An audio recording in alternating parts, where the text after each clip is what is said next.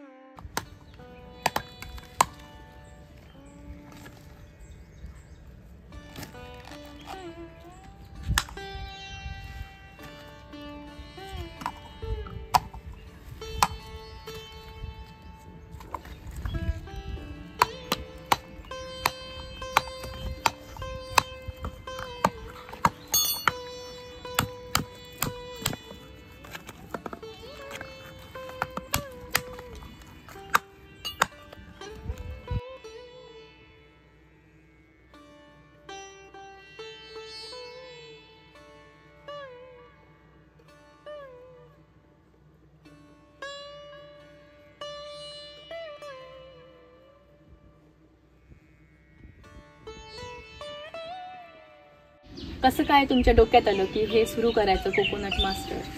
नमस्कार, आधी माझं इंट्रोडक्शन देतो।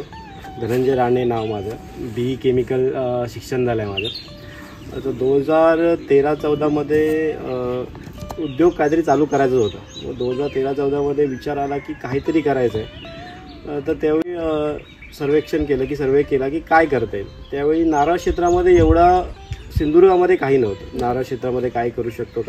मग ते अजून पुढे गेल्यावर कर्नाटक केरळमध्ये जाऊन आलो, तिथले सर्च केला काय करता येईल वगैरे।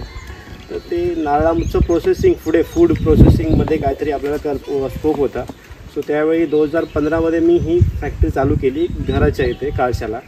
मग त्या ठिकाणी छोट्याशा जागेमध्ये एक ड्रायर वगैरे टाकून फॅक्टरी चालू केली। 2015पासून 2017पर्यंत मी तिथे काम केलं। एक छोटासा ड्रायर, इलेक्ट्रिकल ड्रायर वगैरे, 2 माणसं कामाला होती। 2017मध्ये एक्सपान्शनचा विचार केला आणि पेंडूरमध्ये शिफ्ट केलं। मालवणमधल्या पेंडूर या गावात 4000 स्क्वेअर फूटमध्ये पसरलेल्या कोकोनट मास्टरमध्ये गावातीलच 15 महिला सध्या काम करतात। भविष्यात हे प्रमाण वाढवून जास्तीत जास्त महिलांना रोजगार उपलब्ध करून देण्याचा आम्ही विचार करतोय, असं धनंजय राणे म्हणाले।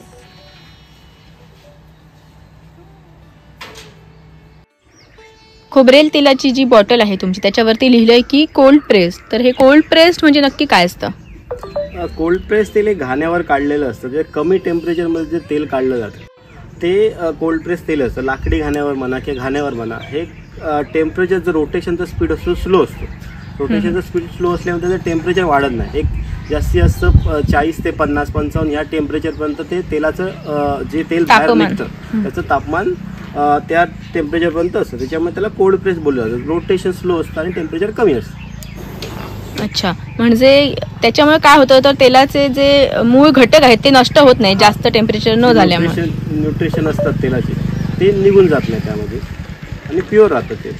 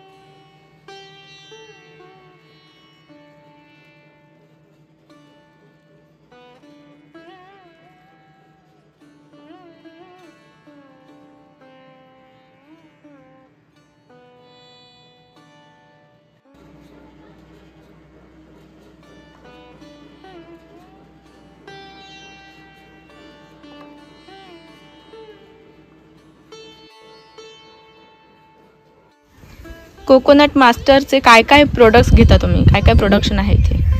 तर आपला बेसिक जो प्रोडक्ट आहे तो खोबरा वाटी आहे. जो नारळ येतो लोकल पट्ट्यातला, मालवणी पट्ट्यातला जो नारळ येतो तो आपण खोबरा वाटी बनवतो आणि त्याच्यानंतर जी चांगली वाटी आहे ती आपण सॉर्ट करतो. त्याच्यानंतर जो तुकडा जो बाकी राहतो त्याचा आपण तेल काढतो, खोबरा कीस काढतो. जे प्रीमियम क्वालिटीचा नारळ आहे त्याच्या पण आपण हे सगळे प्रोडक्ट बनवतो.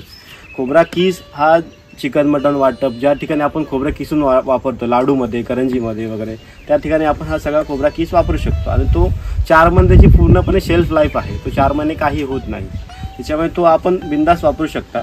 नंतर खोबरेल तेल आहे जे आपण एडिबल पर्पजसाठी वापरू शकतो. पूर्ण घाण्यावरचं तेल आहे, त्याच्यामुळे तुम्ही एडिबलसाठी, लहान मुलांसाठी, जेवणामध्ये ह्या सगळ्यासाठी तुम्ही यूज करू शकता. टोटली प्युअर तेल आहे. तसंच त्याच प्रकारे शेंगदाण्याचं तेल आहे, हे पण तुम्ही जेवणामध्ये यूज करू शकता. खोबऱ्याचा कीस आहे. आणि नंतर क्राफ्टचे प्रोडक्ट. क्राफ्टमध्ये आपल्याकडे विविध प्रकारचे प्रोडक्ट आहेत. वाईन ग्लास आहेत, बाऊल आहेत, सोप केस आहेत, मोबाईल स्टँड आहेत, टी कप आहे. हे सगळे विविध प्रोडक्ट आपल्याकडे क्राफ्टमध्ये उपलब्ध आहेत. कधीपासून असतात तुम्ही इकडे कामं? 2 वर्ष झाली. जमिनी न विकण्याच्या विषयावरून काही लोकांचं असं म्हणणं आहे की गावात उद्योगधंदे चालत नाहीत. शिवाय उच्च शिक्षण घेतलेली माणसं एकदा शहराकडे गेले की पुन्हा गावी येणं होत नाही. गावातली जमीन पडून राहते आणि त्यामुळे ती विकली जाते. परंतु केमिकल इंजिनिअरिंगमध्ये डिग्री घेऊनसुद्धा धनंजय राणे आणि त्यांच्या मित्राने शहराचा रस्ता न धरता गावातच स्वतःची कोकोनट मास्टर ही कंपनी स्थापन केली आणि स्वतःबरोबरच गावातल्या इतर महिलांनासुद्धा रोजगार उपलब्ध करून दिला. कोकणातील श्रीमंत माणसं सिरीजच्या 13व्या भागात स्वतःबरोबरच गावाचाही विकास करणाऱ्या धनंजय राणे आणि तुषार चव्हाण यांना माझ्याकडून मानाचा मुजरा.